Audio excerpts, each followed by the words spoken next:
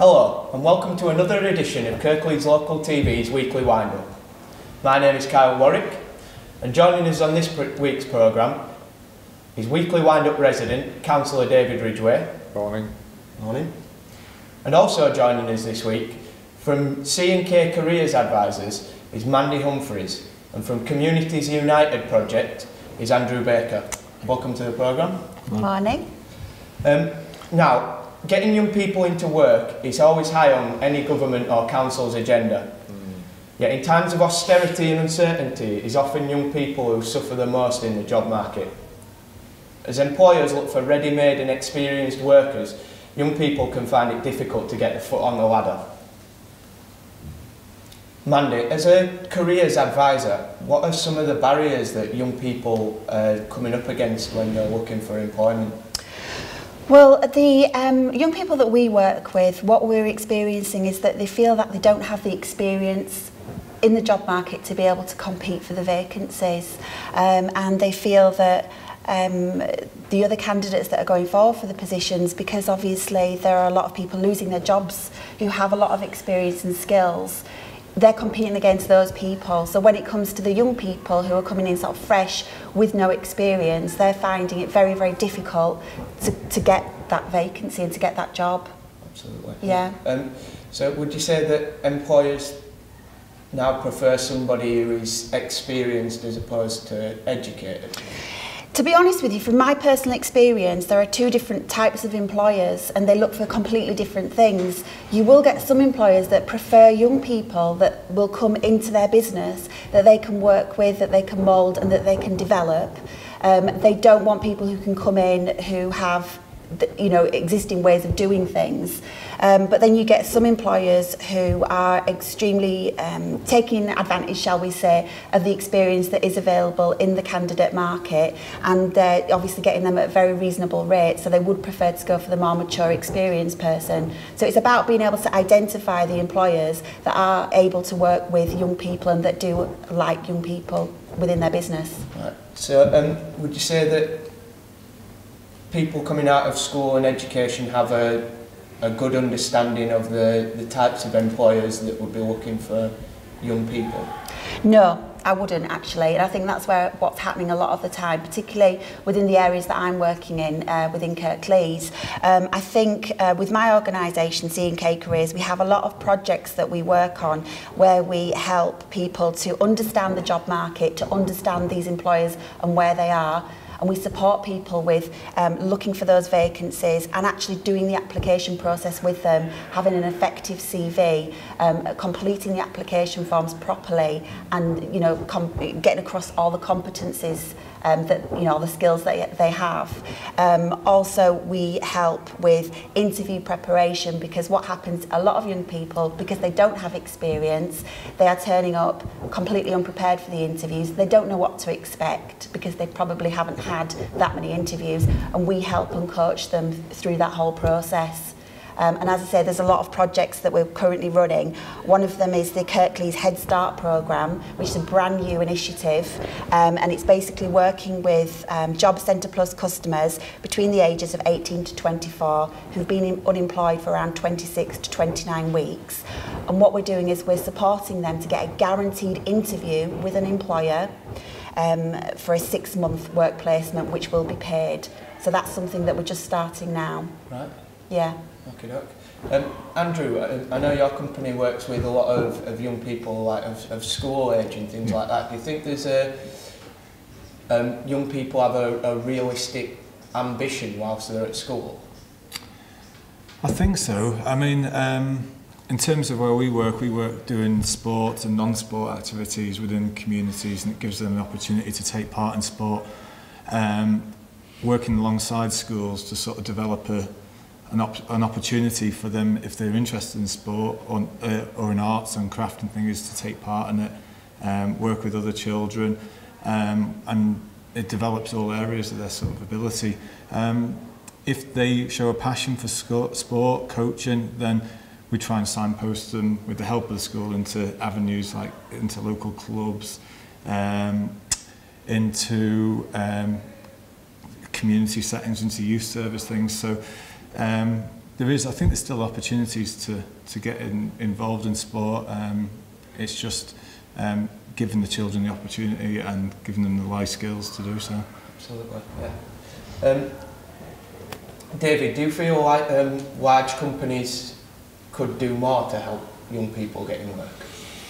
Well, that's an interesting question, Kyle, because there has been a reliance in past generations on large companies, but those large companies don't exist so much these days, and consequently I think there's been an expectation of large companies to absorb each year the intake of new employees coming out of school or college, and we've just got to get clever, because that facility is not there anymore. I mean, the steelworks and the coal mines and the big textile companies and so on, that's all something that's happened in the past. And the major employer, in fact, in Kirklees today is the small medium enterprise. It isn't the big employer. So doing apprenticeships, getting work placements becomes an increasingly difficult thing. But it is vitally important that we don't, in this recession, create a lost generation. That these young people coming out of formal education and getting into work have got to be given opportunities, because they are the future of the country. In 10, 15, 20 years, they will be the leaders of the country. And if we fail them now, there's every likelihood that they will not have the desire to do what is necessary to take on the roles of leading the country in the next generation. And consequently, I do feel that there is a lot more that the council can do. There's a lot more that employer federations can do. That there's a lot more that the schools can do. I do feel to some degree that there are some schools which live in a world which is perhaps not quite as engaged with the reality of 2014, and there is an expectation that their pupils will come out of school with qualifications and will go straight into work. Life isn't like that anymore. I've met quite a number of young people who come out of school who are absolutely staggered at the pressure that they get put under in order to achieve just an ordinary 8-hour day. I mean, you must hear this in your careers advisory. I also have concerns about the requirement of society to insist upon qualifications as such. There are too many university graduates who are doing mundane jobs because the degrees that they have achieved are not required by the employers of today. There are so many imbalances. Tony Blair had the desire that every child should aspire to university. Well, I don't think that's necessarily wrong. I just think it's impractical. Every child doesn't want to go to university. Well, hopefully this has been informative for everybody, but I'm sure you might like to have an input as well.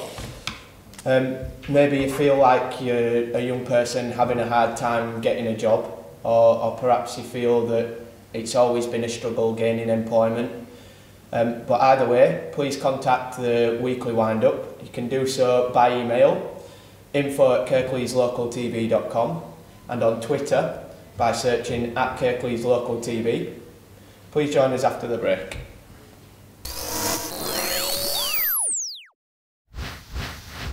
And welcome back.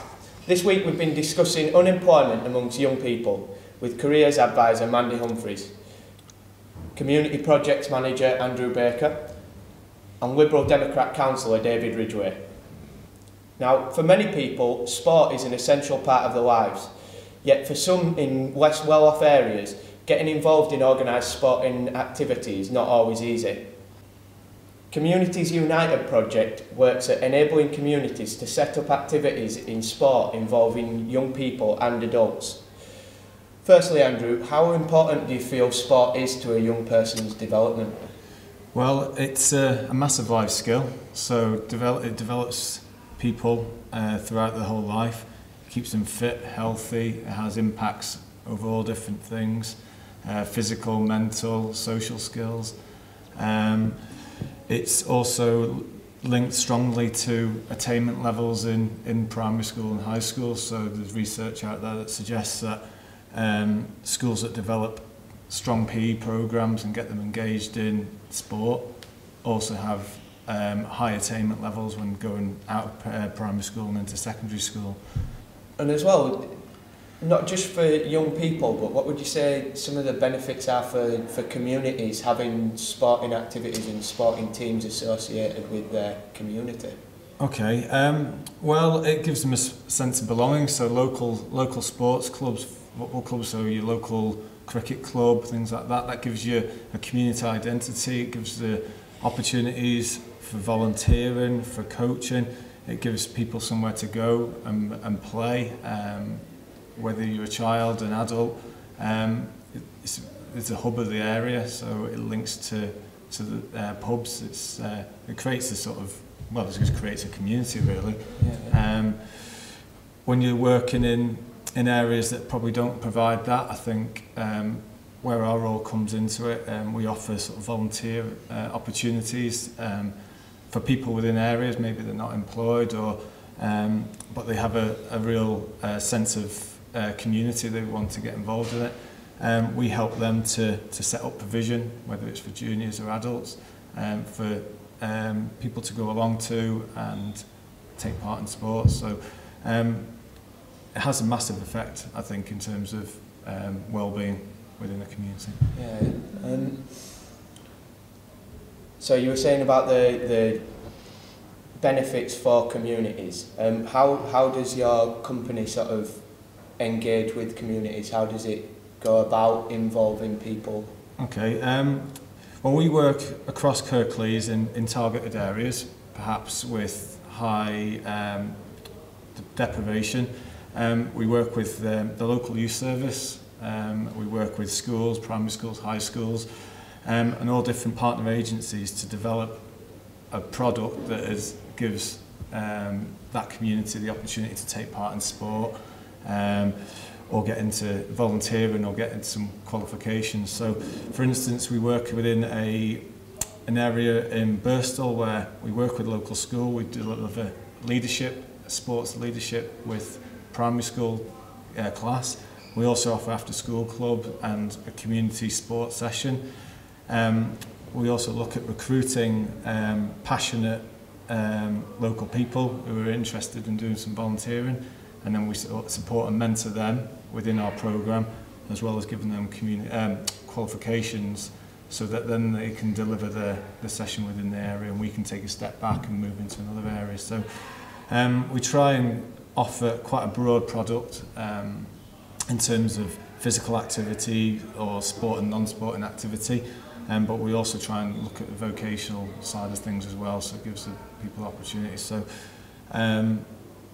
we feel quite successful in doing so, and we've got a lot of projects that are now we've moved away from, but are still very successful in different areas. Yeah.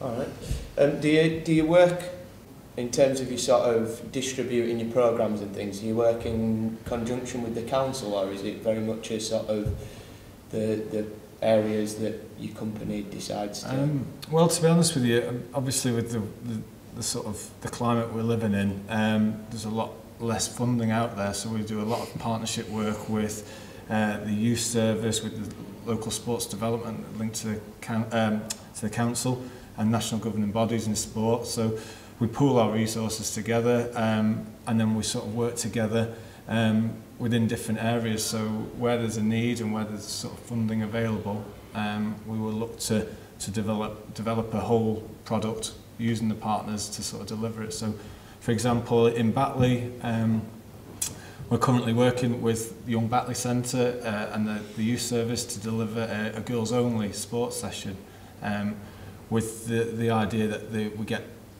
teenage girls, more active and taking part in sport, but also the opportunity to maybe go on a sports leader course, so it broadens their opportunities when they leave school to get a qualification or a career in sport. Absolutely. David, in your experience, does sport help develop young people? Yes, it does. I think it's really important. It's not the be-all and end-all, but it's one of the facets of growing up and interrelating in adult life, which is very important. Sport, team games, teaches you the dependence on each other. It demonstrates how one person is not necessarily better than anybody else, but the overall team can be exceptionally successful. Unless, of course, it's English cricket. Well, I don't know. See, they were the best in the world last summer, but now apparently they're dead in the water. But whatever. Well, exactly. But it's important that it's interesting to see how the public's reaction to some of these guys who went out on that tour has been. The public seems to have got the knives out for Kevin Peterson, who is a role model. I like Kevin Peterson because he does stuff which is completely different to what you're expecting. And that's a bit like me, I suppose. Well, no, he can't be like me. I suppose I'm a bit like him. It's rather different. But these people are role models, and it is important that when you're engaged in sport, that you don't put yourself into a position that the team is dependent upon your particular activity. It's your activity which adds to the overall activity of the team itself, and I think that's really important, because that's what happens in life. Yeah. Your own particular role in life is very much parallel the same way. But I would encourage anybody to get involved with sport, but I also recognise that some people find sport to be a complete turn-off. My brother was a complete turn-off for sport. Well, I know. Obviously, sport doesn't necessarily appeal to everybody, but for some people, I mean, I think competition is the nature of our society, really. Indeed, it is. And it doesn't necessarily have to be in sport. That's what sparked a thought process in my head. Competition is, what did you say? Competition is the nature of our society. Absolutely right. And I think that the educationalists did us no favours whatsoever 20, 25 years ago when they stopped inter-school competitive sport, because it wasn't deemed in a socialist world to be correct. And unfortunately, a generation of pupils came out of school at that time not involved in competition, and life is competitive. Everything we talked about in the first half of the show demonstrates that life is competitive. And if we do not instill that degree of competition, great or small, in an individual child, that child will become downtrodden when they get into adult life. And it's incumbent upon society as a whole to, in one way or another, to demonstrate that the world does not owe anybody a living, but every individual creates the society in which we all live. Yeah, definitely. Just to jump in there, sorry. Yeah, it's important to differentiate between sport and physical activity as well. So doing sport is, like you said, is not for everyone, being in part of a team sport and individual sport. And that element of competition isn't for everyone, but being physically active is a life skill, and it has so many how much impact in child obesity, mental health and psychologically, isn't it? Like that. So trying to engage people in physical activity is the skill is to find something that they've got an interest in, because if they've got an interest in it, they will actually do it. But it can be as simple as walking, going on your bike, going for a run, climbing. There's so many different things out there that you can do that doesn't involve competition, but is a skill that you can adopt for the whole of your life. And whether you're 70, 20, whatever age group you are, you can actually take part in that, and absolutely, it has a benefit in all facets of life. Absolutely. I mean, I know from my experience, my nieces don't necessarily take to the more sort of traditional English sports, which are all sort of male dominated in a way, but they find other activities that are competitive or like you say, physically active that they get involved in. So at school it's rounders and things like that, which is, you know, a team game again, and it was really finding a sport or something for them out there, which the variants of sport that there are for people to take part in now, I tend to think that there's something out there for everybody. Mm-hmm. Well, hopefully you've all got some useful information out of that. If you'd like to find out anything more about the sort of work that Communities United Project do, you can access their website. You can also contact the Weekly Wind-Up with your opinion. Contact us by email, info@kirkleeslocaltv.com, and on Twitter by searching @KirkleesLocalTV. So, join us after the break for the week's wind-up.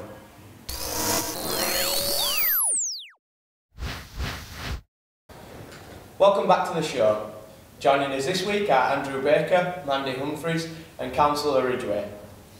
This past week saw the conviction of PC Robert Carroll on charges of misconduct in a public office. The undercover officer became addicted to heroin whilst working undercover to expose drug dealers. Convicting Judge Martin Steiger QC stated that where police officers suffer because of their duties, it is incumbent upon them to obtain treatment and help. Do you think this maybe highlights a lack of understanding around drug addiction?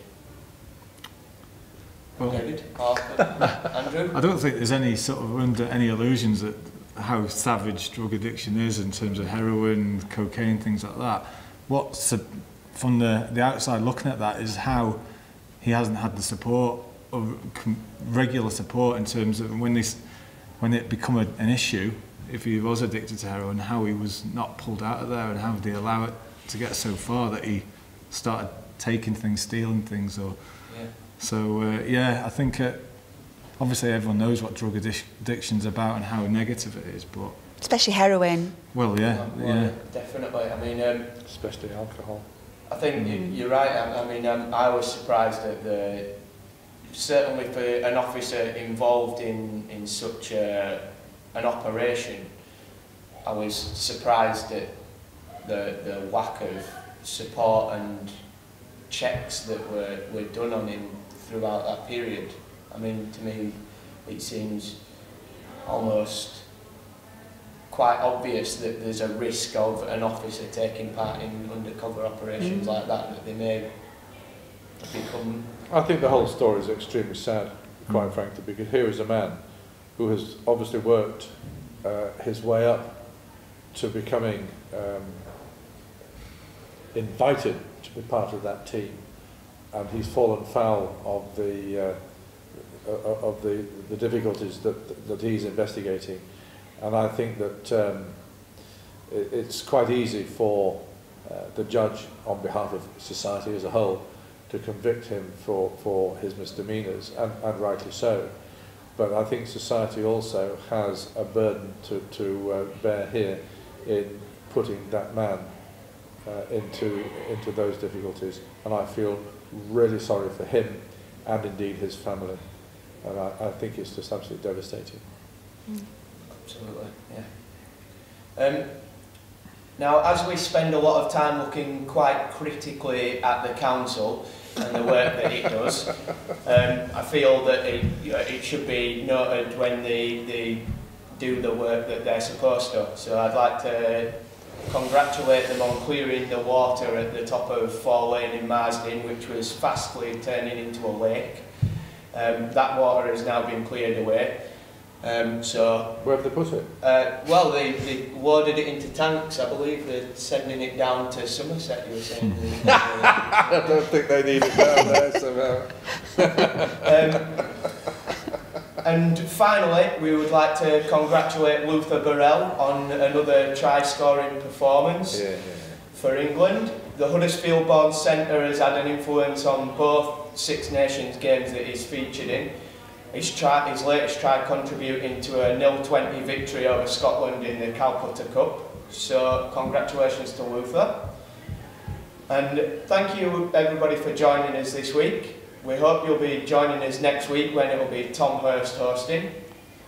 So join us next week for another edition of the Weekly Wind-Up. Thank you. Thank you to his guests. Thank you. Thank you.